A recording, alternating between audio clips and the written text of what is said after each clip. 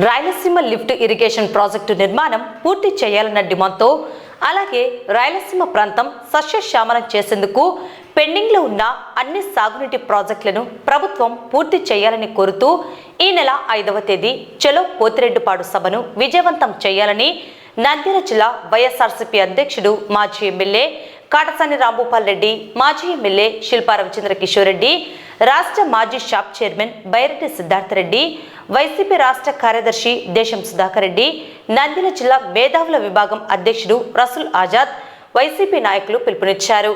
ఈ మేరకు నందికొట్కూరు నియోజకవర్గంలోని పోతిరెడ్డిపాడు వద్ద నిర్వహించనున్న సభా స్థలాన్ని పరిశీలించేందుకు వైసీపీ నేతలు వెళ్లడం జరిగింది. ఈ సందర్భంగా మీడియా సమావేశం నిర్వహించారు. రాయలసీమ రైతాంగానికి రాష్ట్ర ముఖ్యమంత్రి చేసిన ద్రోహాన్ని తెలంగాణ రాష్ట్ర సీఎంతో ఏపీ సీఎం చేసుకున్న చీకటి ఒప్పందాన్ని మాజీ ఎమ్మెల్యే శిల్పా రవిచంద్ర కిషోర్ రెడ్డి తీవ్రంగా ఖండించారు.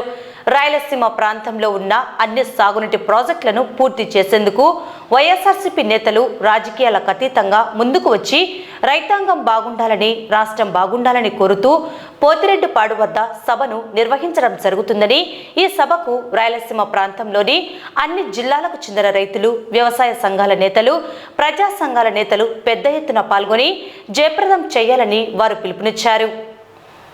ఈ కూటమి ప్రభుత్వం ఆపిన పరిస్థితుల వల్ల రాయలసీమకి ఎంత అన్యాయం జరగబోతుందో, రాబోయే తరాలకి ఎంత అన్యాయం చేయబోతున్నారో గుర్తించి ఈరోజు ప్రియతమ నాయకులు జగన్మోహన్ రెడ్డి గారి ఆదేశాల మేరకు ఒక భారీ బహిరంగ సభని నందికొట్కూరు నియోజకవర్గంలో ఏర్పాటు చేసి ఇప్పుడే సభాస్థలి వద్దకు వెళ్ళి అన్ని పరిశీలించిన తర్వాత 5వ తేదీన ఈ మీటింగ్ సక్సెస్ చేయాలని చెప్పేసి రైతులను అందరినీ కూడా కోరుకుంటున్నాం.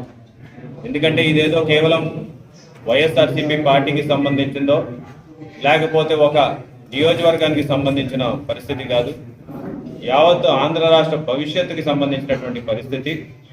ఈరోజు పక్క రాష్ట్రం ముఖ్యమంత్రి, మన రాష్ట్ర ముఖ్యమంత్రి గారు చీకటి ఒప్పందాన్ని బయట పెట్టకపోయిందంటే ఇప్పటిదాకా కూడా మనకి ఈ విషయాలు తెలిసేవి కాదు.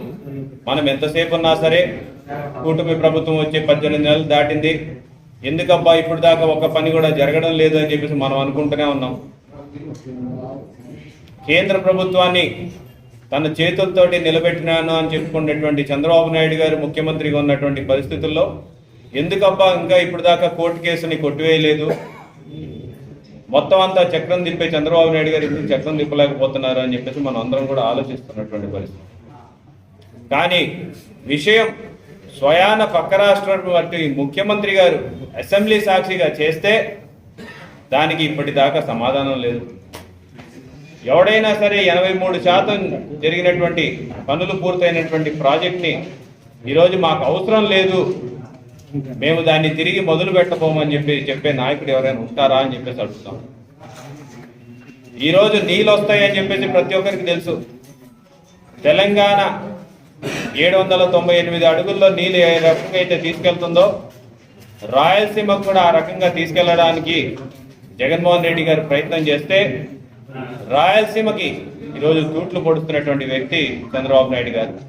గతంలో ఆయన హయాంలోనే బీఆర్ఎస్ గవర్నమెంట్ అటు పక్కన ప్రాజెక్టులన్నీ కూడా జరుపుకుంటుంటే ఆ రోజు కూడా ఎటువంటి చర్యలకు పాల్పడలేదు. ఆ రోజు ఓటుకు నోటు కేసులో దొంగగా దొరికిపోయి ఎక్కడ తన మీద కేసులు పెడతారని ఒక భయంతో ఆ రోజు చంద్రబాబు నాయుడు గారు పారిపోయి వచ్చి గొంతెత్తి ప్రశ్నించే పరిస్థితుల్లో లేడు. ఈరోజు రేవంత్ రెడ్డి గారు ఉంటే ఆయనతోటి ఒక చీకటి ఒప్పందం. ఎవరైనా సరే ఈ రాష్ట్ర ప్రజల వారికి న్యాయం చేయాలని చెప్పేసి ప్రయత్నం చేస్తారు, కానీ పక్క రాష్ట్రం వాళ్ళతోటి చీకటి ఒప్పందం చేసుకొని బయటకు వస్తారని అయితే ఏ రాష్ట్ర ముఖ్యమంత్రి కూడా చేయరు. దీన్ని రాయలసీమ ప్రజలందరూ కూడా తీవ్రంగా ప్రతిఘటించాలి. ఎందుకంటే ప్రతి ఒక్క దాంట్లో రాయలసీమ ఎక్కడైనా డెవలప్ అవుతుందంటే దాన్ని అడ్డుకునే ప్రయత్నం జరుగుతోంది. మన కర్నూలుకి జగన్మోహన్ రెడ్డి గారు హైకోర్టుని తీసుకొస్తాను, 3వ రాజధాని చేస్తాను అని చెప్పేసి ఆయన ప్రకటిస్తే దాన్ని కూడా ఈరోజు మీకు అవసరం లేదు రాజధాని, మీకు కేవలం ఒక బెంచ్ ఇస్తే సరిపోతుంది అని చెప్పి మన మొహాన్ని ఒక బెంచ్ కొట్టే పరిస్థితి. ఈరోజు అనంతపురం జిల్లాకి ఎయిమ్స్ హాస్పిటల్ని తీసుకొని వస్తే దాన్ని కూడా మీ మొహాలకి ఇది అవసరం లేదు అని చెప్పి మంగళగిరికి తీసుకెళ్ళినటువంటి పరిస్థితి. ఈరోజు జిల్లాకు ఒక మెడికల్ కాలేజ్ అండ్ హాస్పిటల్ మనకి ప్రకటిస్తే అవి కూడా మేము మొహాలకు అవసరం లేదు, దానిని కూడా నేను రద్దు చేస్తున్నాను. పేద పిల్లలు చదువుకోవడానికి కూడా ఇబ్బందులు పడే ఈ పరిస్థితుల్లో దాన్ని ప్రైవేటైజ్ చేసి డబ్బులు సంపాదిస్తానని చెప్పేటువంటి వ్యక్తి.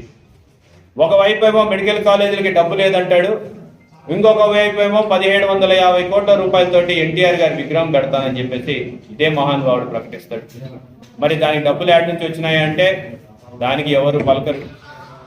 ఈరోజు మాట్లాడితే ఏదైనా ఒక సంఘటన జరిగితే diversion topic, diversion politics.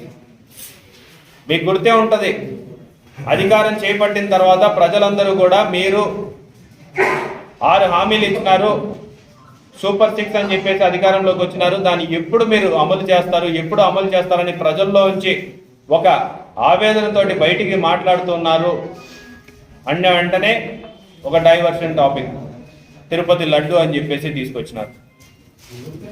Tirupati laddu తోటి ఒక డైవర్షన్.